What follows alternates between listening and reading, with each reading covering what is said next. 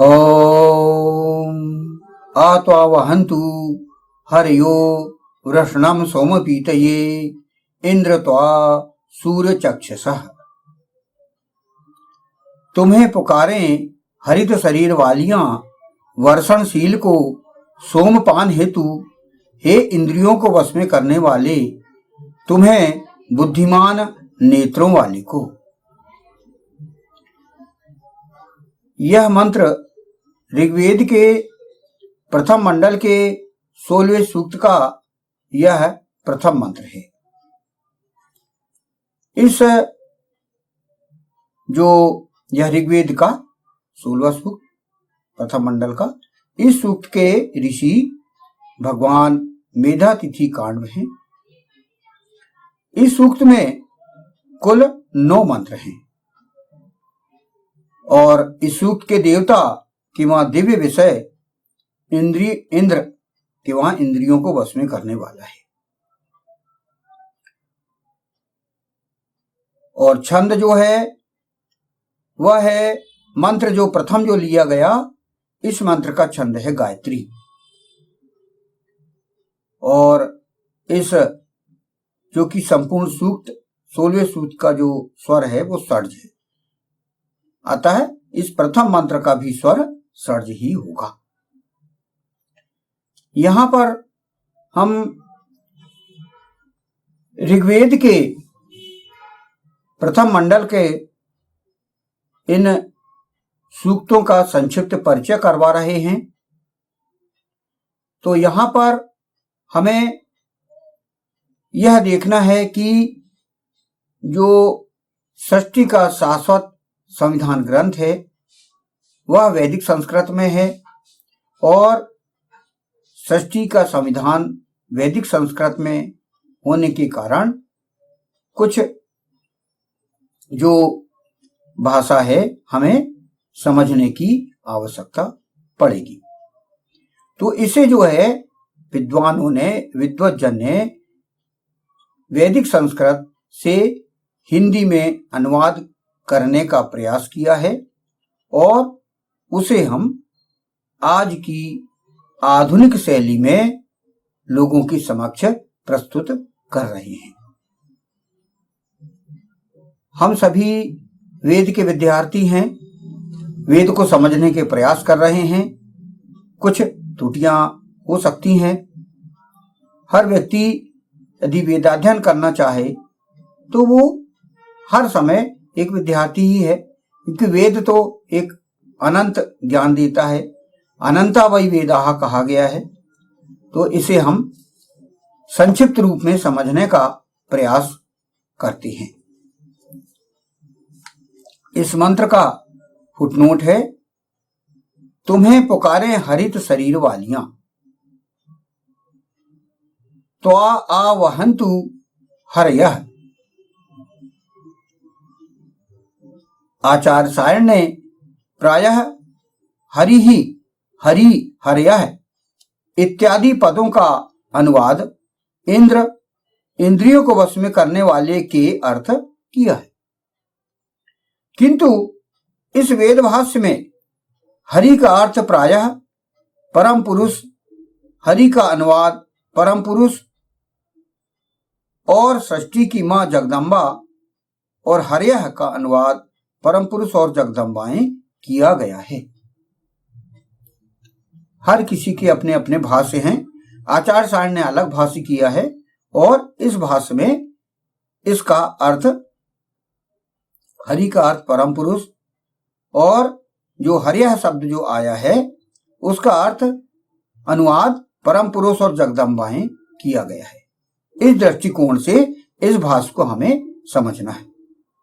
जो हमारे भाष्यकार हैं उनकी दृष्टि में इन पदों के ये अनुवाद और संभव हैं जो अन्य वेद भाष्यों में छूट गए हैं। हरयः का अनुवाद यहां हरे शरीर वालियां मंत्र में वृषणम अर्थात वर्षणशील को और सोमपीतिये अर्थात सोमपान हेतु पदों के कारण लिया गया है। तो ये कड़ियां जुड़ी हुई हैं।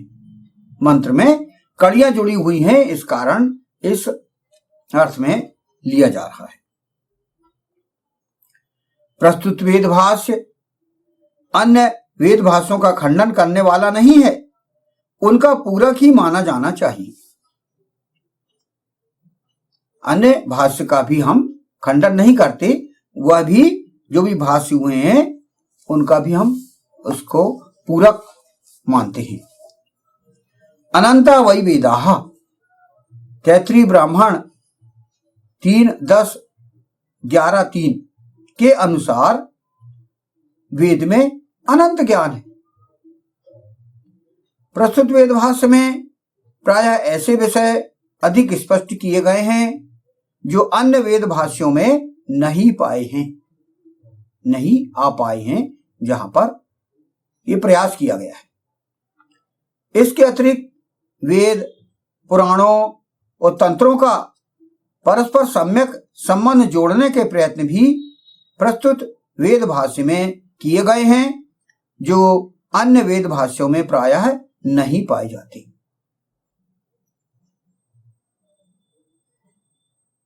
यानी जो पुराण, तंत्र, इनका भी जो संबंध जोड़ा गया है वेद से और इसके प्रयास किए गए हैं। इंद्रियों को वश में करने वाले से अभिप्रेत जब परम पुरुष लिया जाए तो हरित शरीरों वालियों से अभिप्रेत जगदम्बाएं होंगी,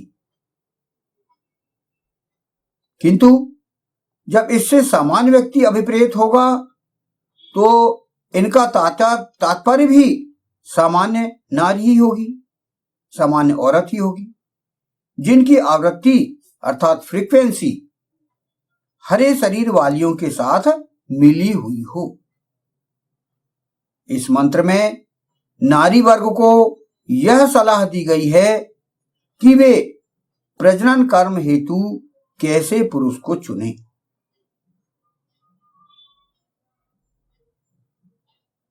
तो इस भाष्य को यह प्रयास किया गया है कि जो तैत्तिरीय ब्राह्मण हैं, अन्य पुराण हैं और अन्य भाष्य हैं, उनका भी एक पूरक माना जाए, और प्रयास यही किया गया है कि इसे जो है आधुनिक बनाया जाए। वेद एक वैज्ञानिक भाषा है। धर्म और वेद का घनिष्ठ संबंध है। वेद ही धर्म है, धर्म ही वेद है। तो ये सब क्या है कि वेद को वैज्ञानिक दृष्टिकोण से यहां पर लिया गया है।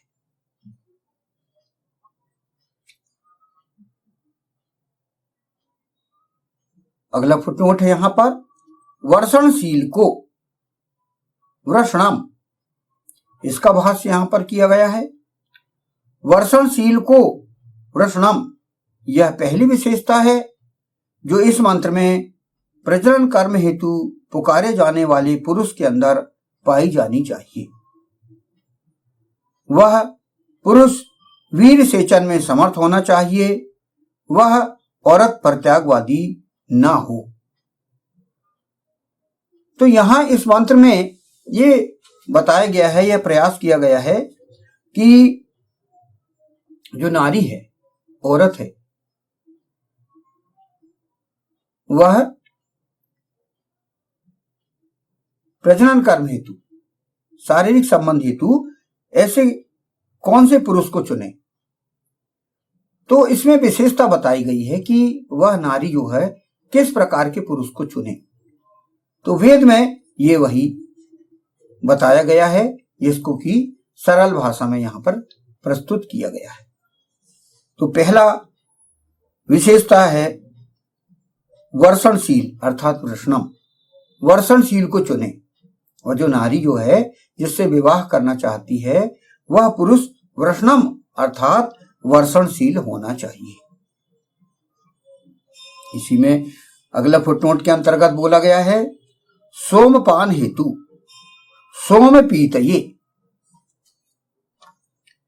सोम पीतिये अर्थात प्रजनन कर्म हेतु सोमो रेतो धाहा मिथुन एव रेतो दधाति। ये जो उदाहरण दिया गया है ये कपिस्थल कठ संहिता 46(2) का उदाहरण दिया गया है। वेद नारी को स्वयंवर अधिकार प्रदान करता है।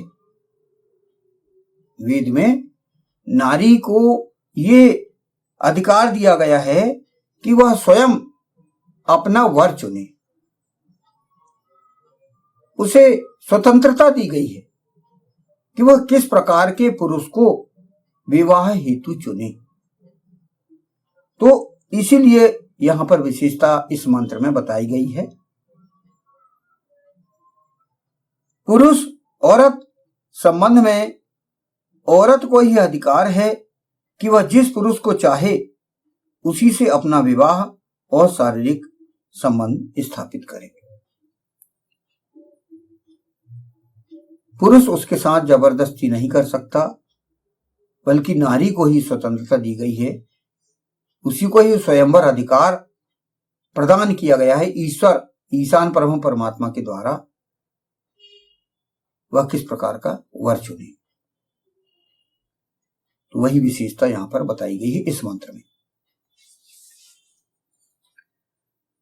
फुटनोट है हे इंद्रियों को वश में करने वाले। इंद्र अर्थात इंद्रियों को वश में करने वाले पुरुष को ही नारी प्रजनन कर्म हेतु चुने। ये तीसरी विशेषता है। वेद में प्रजनन कर्म करने वाले पुरुष के अंदर यह विशेषता होना अत्यंत अनिवार्य ठहराया गया है। ये पुरुष के अंदर विशेषता उस नारी को देखना चाहिए। पहला है वर्षणशील, दूसरा है सोमपीतीय, पांचवा है इंद्र, तीसरा है इंद्र। तो ये विशेषताएं उसके अंतर्गत होना चाहिए। अगला फुटनोट है तुम्हें बुद्धिमान नेत्रों वाले को सूर्य चक्षुषः त्वा। ये विशेषताएं बताई गई हैं पुरुष के अंदर कि पुरुष के अंदर ऐसी विशेषताएं ढूंढे नारी। तो सूर्य चक्षुषः यहां पर कहा गया है। प्रजनन कर्म हेतु चुने जाने वाले पुरुष को बुद्धिमान नेत्र वाला, सूर्य को देखने वाला होना आवश्यक है। वह अज्ञान रूपी अंधकार में ग्रस्त ना हो, अपितु पुरुष औरत संबंधों की गंभीरता को पूर्ण रूपेण समझने वाला हो। यह संबंध क्षणिक मात्र नहीं है। एक नारी का किसी पुरुष से शारीरिक रूप से एक होना उसके संपूर्ण जीवन को प्रभावित करता है तथा उससे उत्पन्न संतानों के जीवन को भी प्रभावित करता है। अतः ऐसा पुरुष दूरदृष्टि रखने वाला होना चाहिए। तो इस मंत्र में ये